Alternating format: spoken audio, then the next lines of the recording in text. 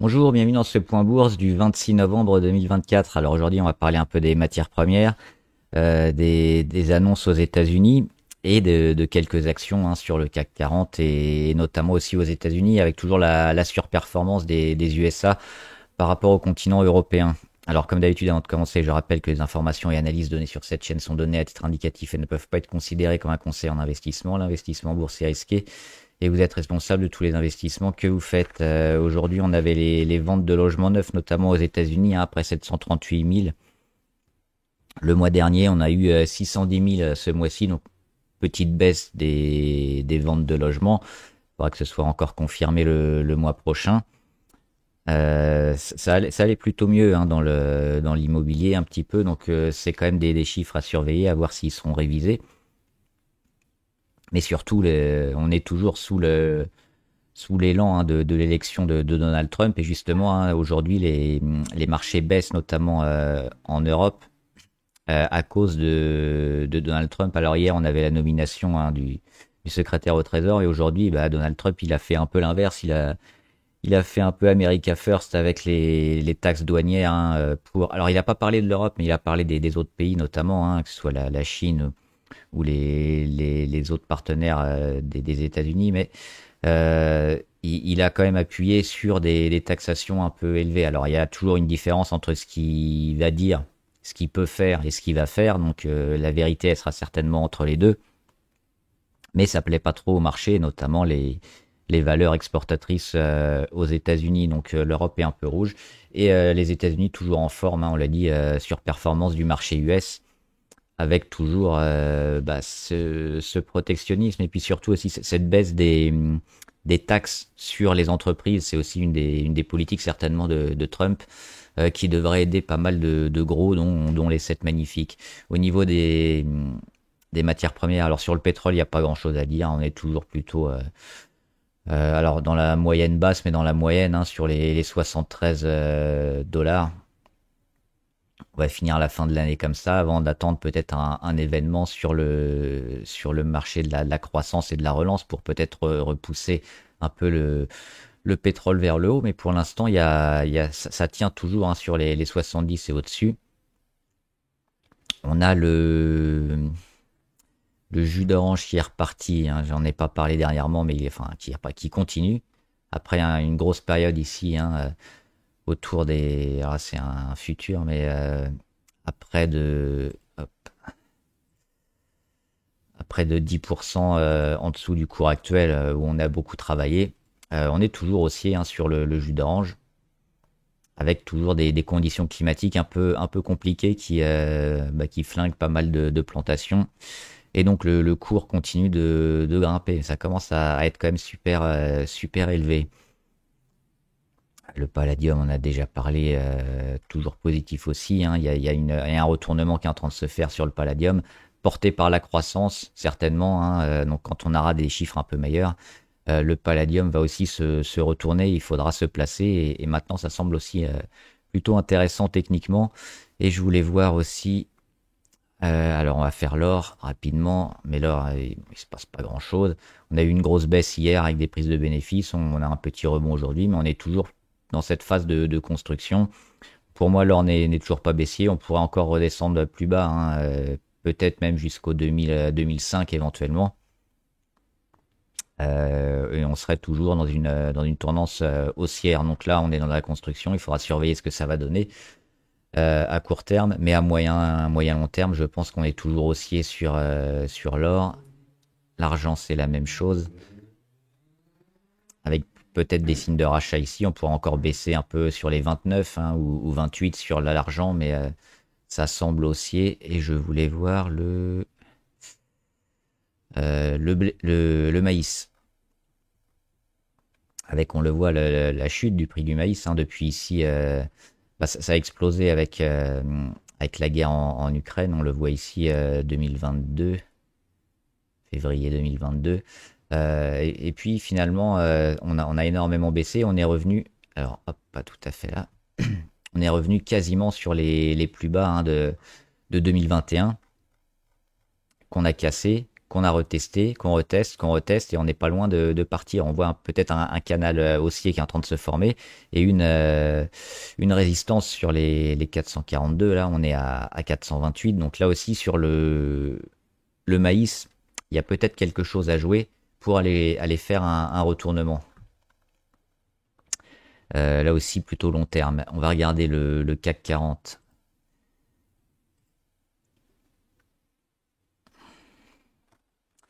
Euh, Petite baisse, hein, alors qu'on l'a dit, on a ouvert en baisse sous les annonces de Trump, hein, qui continue d'être ultra protectionniste avec les taxes. On est monté un peu dans la journée, on repère tout, finalement on perd 0,8, mais on voit, on est toujours sur les mêmes niveaux, hein, les niveaux sur lesquels on a méché la semaine dernière et celle d'avant. Euh, et derrière, on réagit toujours. Au niveau des indicateurs, on n'est pas loin de l'inversion de tendance, on est déjà bien en territoire négatif, on a déjà eu cette période de dégradation depuis un moment, et on n'a pas de grosse journée à -2, -3. Pour l'instant, on fait du surplace sur une zone qui doit être rachetée et qui doit être défendue. Le RSI, c'est pareil, hein, on est à 38, ça fait un moment, même, on était même tombé autour de 36 ici, hein, le 13 novembre, mais on est toujours sur les mêmes niveaux. Donc pour l'instant, statu quo, on attend le catalyseur qui va aller dans un sens ou dans l'autre. Moi, mon biais, c'est toujours de voir le CAC réagir en cette fin d'année. Mais à court terme, on n'a pas encore le signal, hein, dans un sens ou dans l'autre.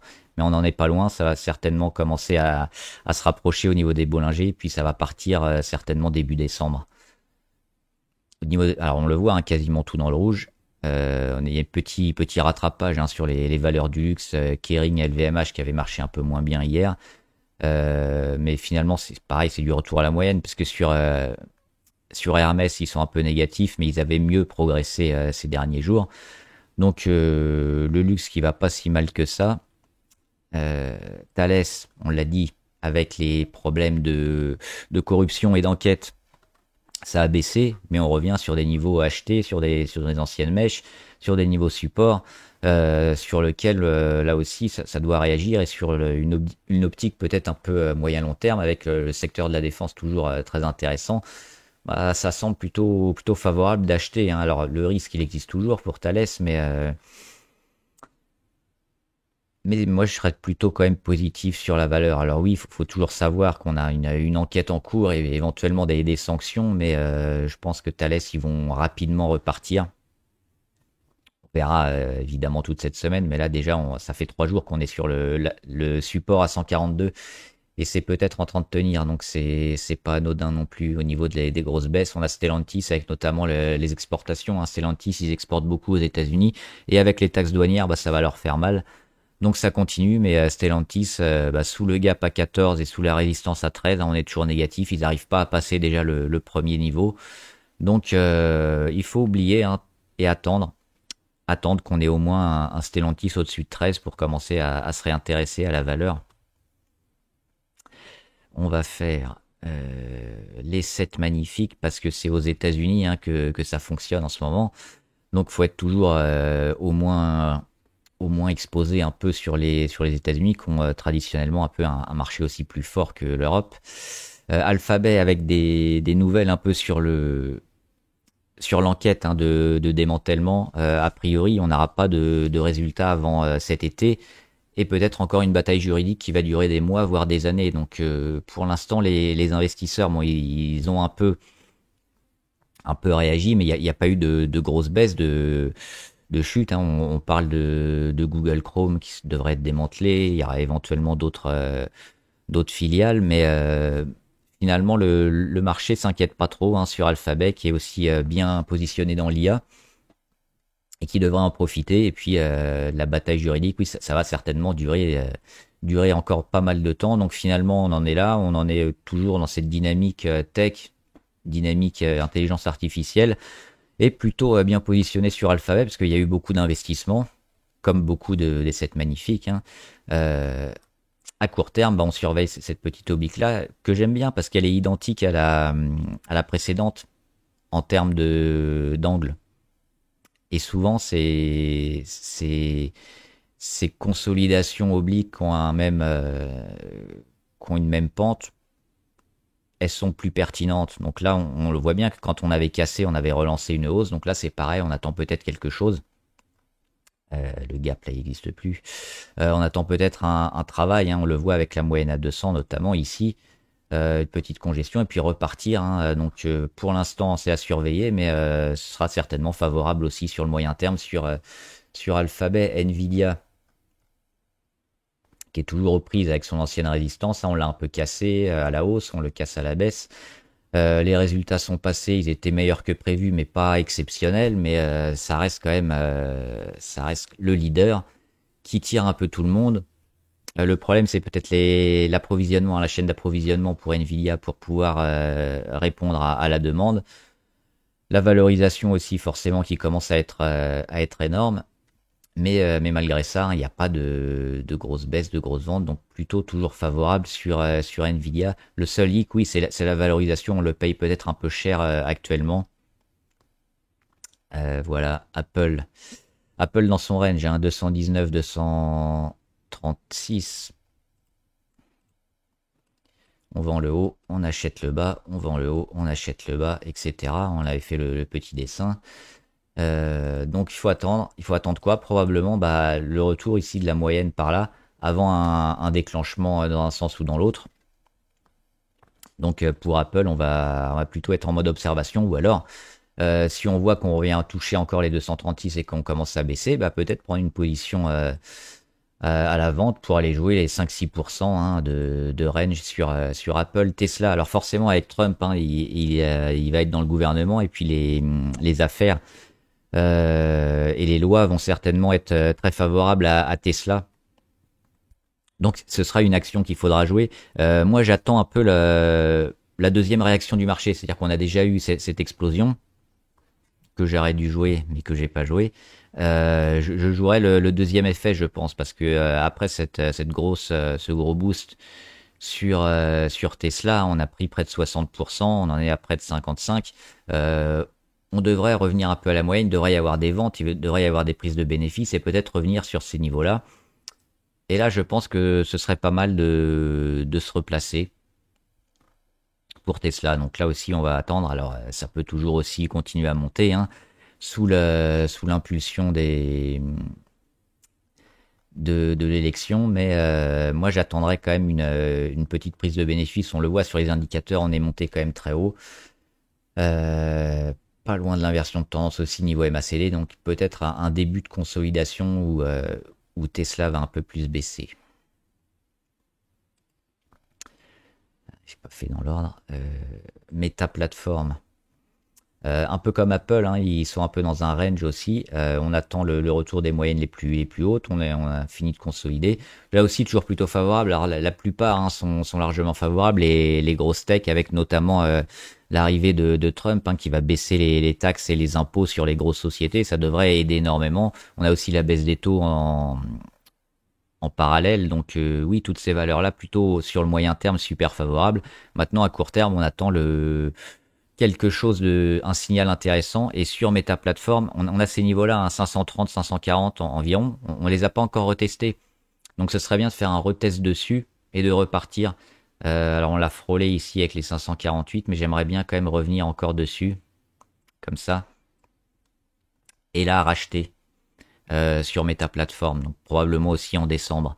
Microsoft, c'est intéressant, hein, parce qu'on voit cette phase de congestion, on voit les plus hauts de plus en plus bas, la volatilité qui baisse également.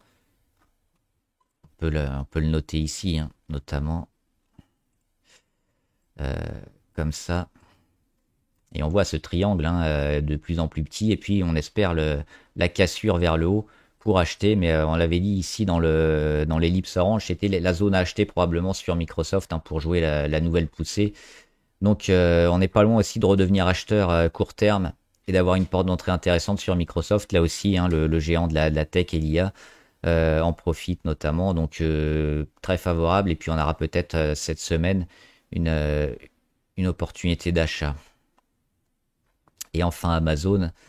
Amazon, moi je suis toujours dessus. C'est pareil, on est largement positif aussi avec un business model et des investissements énormes hein, dans AWS, l'intelligence artificielle qui porte leurs fruits.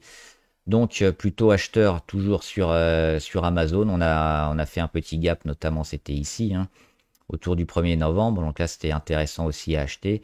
On l'a pas comblé, hein, 190, 194, toujours favorable.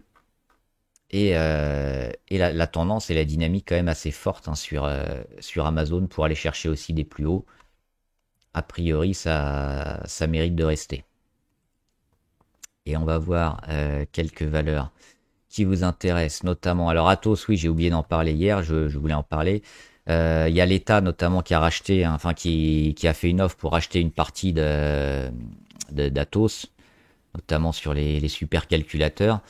Euh, Là aujourd'hui, ils ont annoncé aussi un gros contrat. Alors oui, le voit hein, plus 80%, donc forcément c'est super intéressant, c'est super volatile. Ça peut aussi aller dans le mauvais sens. Hein. Le lendemain, on peut avoir la même chose, mais oui, là il y a beaucoup de volume, mais il va encore y avoir une. Ah non, je crois que c'est le 25 la- l'opération, donc c'est peut-être passé. Ouais, c'est ça, c'est 25 novembre. Avec les DPS. Donc oui, l'augmentation de capital, elle est déjà passée. C'était hier sur Atos. Et du coup, plutôt favorable quand même. Alors, super spéculatif, hein, on met pas une grande ligne parce qu'on peut perdre 70-80% facilement.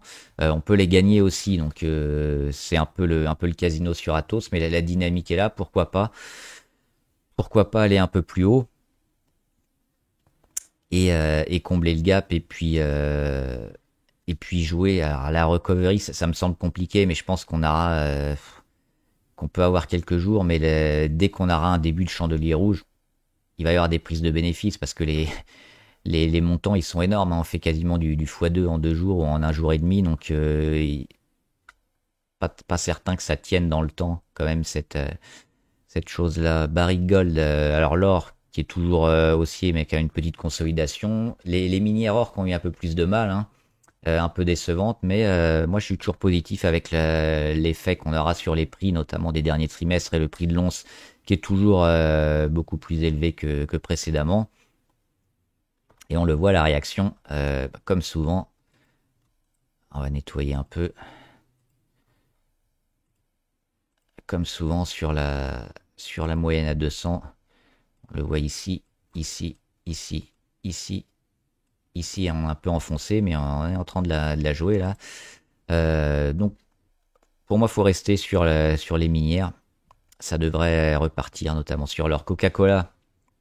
Alors il faudrait mieux attendre un peu. Alors oui, là aussi, réaction moyenne à 200 ici, même si on enfonce. Mais on avait les supports ici des 62,80 et on est reparti. Hein. On est resté 2-3 jours en dessous. Ce qu'il faut attendre, c'est le travail ici et puis la cassure de l'oblique court terme. Mais oui, sur Coca-Cola, avec des gros volumes aussi, c'est plutôt intéressant. Si on se maintient hein, sur ces niveaux-là, autour de 60-62, pas revenir et pas enfoncer à nouveau, sinon on n'aura pas le même discours, mais sinon c'est plutôt favorable. Et puis Coca-Cola Consolidated, c'est notamment l'embouteilleur de Coca, qui n'a pas forcément le même graphique. Et on voit, ça se suit pas tellement. C'est pas la même chose. Il y a une dynamique un peu plus forte. On est allé chercher les plus hauts. On est revenu aussi pareil sur la moyenne à 200. On a bien réagi. Là aussi, on va commencer à avoir une valorisation super importante parce qu'on a augmenté énormément. Hein. On le voit, on était sur les 600 il y a un peu plus d'un an et on est sur les 1200 et quelques. Donc on a fait plus de x2 aussi. Compliqué parce qu'il y a quand même une grande partie de la hausse, je pense, qui va être jouée sur cette valeur-là. Plutôt acheter les replis quand même. Ça semble un peu tard pour se placer sur Coca-Cola Consolidated. Deckers. Deckers, c'était les chaussures et accessoires sportifs de plein air. Alors oui, parce qu'elle met pas mal de gap aussi. À chaque fois, gap haussier, Gap haussier ici. Et puis elle vient d'en mettre un dernier pour aller chercher un nouveau plus haut. Donc là aussi, on est favorable à court terme. La valorisation continue à être importante. Alors c'est plus intéressant ici, hein, notamment on le voit sur ces niveaux-là, d'acheter par là.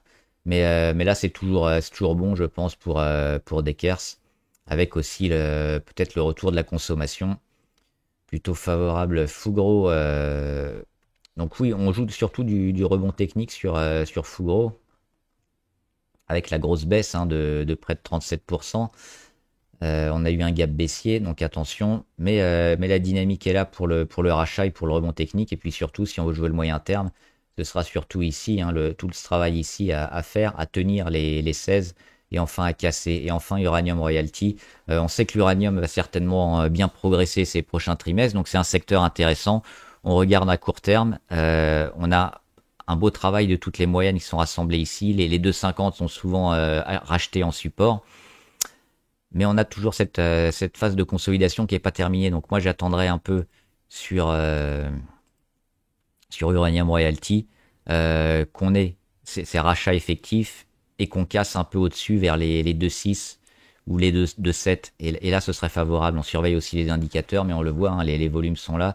La tendance avec pas mal d'échecs sur la moyenne à 200, notamment cette année, en début d'année, et enfin la cassure peu après la rentrée, ça donne une dynamique intéressante pour le retournement long terme. On n'attend plus que le top départ court terme pour se placer. Voilà, j'espère que la vidéo vous a aidé. N'hésitez pas à me mettre en commentaire vos questions, vos demandes. J'y répondrai. Bon trade, à plus.